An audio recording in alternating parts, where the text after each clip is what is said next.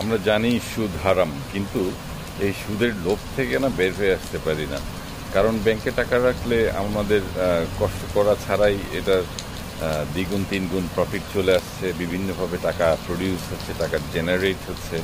এখন আমি অনেককে দেখেছি যে যারা নামাজ কালাম অনেক পড়ে, কোরআন পড়ে, নামাজ কালাম পড়ে, তাকে তারপর একটু বোঝার চেষ্টা করেছি, দেখি সেই যে টাকা ডিপিএস করা থেকে বিভিন্নভাবে টাকা বৃদ্ধি করার যে সিস্টেম সুদের মাধ্যমে, সেটা থেকে কিন্তু সে পিছপা হয়নি। তাহলে তার রেজাল্ট হলো কি? সব কিছু করলো কিন্তু লাস্টে জিরো। কারণ আল্লাহ সুবহানাহু ওয়া তাআলা স্পষ্ট করে দিয়েছে সুদ হারাম এবং এরা কখনো জান্নাতে যেতে পারবে না। তো আপনি যদি জান্নাতে যেতে না পারেন, তাহলে কি আপনার দুনিয়ার জিনিসপত্রের জন্য আপনি নামাজ কালাম আর কোরআন শরীফ পড়েন? নিশ্চয়ই তাই। যদি তাই না হয়, আপনি অবশ্যই আল্লাহর উপর যদি বিশ্বাস থাকে, আপনার উনি হলো দুনিয়া, টাকা পয়সা সব কিছুর মালিক। উনি যখন চাইবে আপনাকে মুহূর্তে দেওয়ার মাত্র।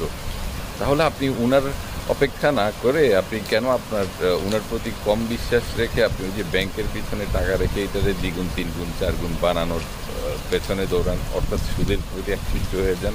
তার মানে আপনার বিশ্বাসেই ঘাটতি আছে। আর যে মুসলিমের বিশ্বাসে ঘাটতি থাকে, সেই মুসলিম আপনার যত যাই কিছু করুক না কেন, সে তো মুসলিম নয়। তো বিশ্বাসটাকে আগে পরিষ্কার করুন, ওনার উপর সেভাবে তাওয়াক্কুল করুন, দেখবেন মুহূর্তের ব্যাপার সব কিছু। সব আপনার জন্য উনি যথেষ্ট রেখেছে, আপনি অপেক্ষা করুন, সব চলে আসবে। শুধু শুধু নিজের অর্জিত যে কষ্ট, নামাজ কালাম কোরআন পড়া, এইসব ব্যাপারগুলো, সবগুলোকে নিজে বিসর্জন দিয়ে দিয়েন না। অনেককে দেখেছি আপনারা এই কাজই করে, অনেক না প্রায় সবাই করছি আমরা। তো এটা থেকে মুক্ত রাখুন। কঠিন কাজ, খুবই কঠিন কাজ, আমি জানি, অনেক কষ্ট হয়েছে। আমি আলহামদুলিল্লাহ মুক্ত, অনেক দিন মুক্ত। চেষ্টা করুন, দেখবেন পেরে যাবেন। সব কিছু মানুষের ইচ্ছার উপর নির্ভর করে। মানুষ যখন না একটা রাস্তায় নামবে, ইচ্ছা করবে, আল্লাহ তার ইচ্ছা ঠিক করে দেন।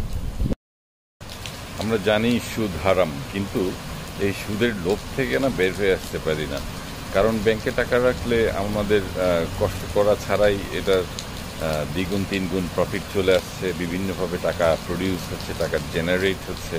এখন আমি অনেককে দেখেছি যে যারা নামাজ কালাম অনেক পড়ে, কোরআন পড়ে, নামাজ কালাম পড়ে, তাকে তারপর একটু বোঝার চেষ্টা করেছি, দেখি সেই যে টাকা ডিপিএস করা থেকে বিভিন্নভাবে টাকা বৃদ্ধি করার যে সিস্টেম সুদের মাধ্যমে, সেটা থেকে কিন্তু সে পিছপা হয়নি। তাহলে তার রেজাল্ট হলো কি?